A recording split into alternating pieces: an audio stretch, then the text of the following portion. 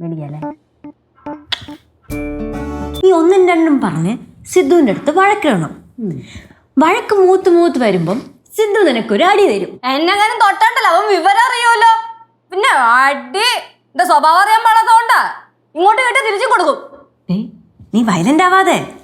അവ ഒരു അടി തന്നാ അത് നീ തലോടലായിട്ട് കാണണം. വയലൻസ് ഈസ് വയലൻസ് അമ്മായി.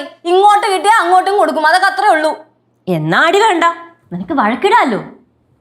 ഇനിയിപ്പം വഴക്ക് മൂത്ത് സിദ്ധു ഒരു അടി തന്നെന്ന് വച്ചോ, എന്നാ നീ അത് ബോണസ് ആയിട്ട് കാണണം. നിന്നെ അടിച്ച സിദ്ധുവിന് എന്തായാലും വിഷമം വരും. അപ്പൊ ആ വിഷമം മാറ്റാൻ വേണ്ടി അവൻ 1 അല്ല 9 ഡ്രസ്സ് നിനക്ക് എടുത്തു തരും.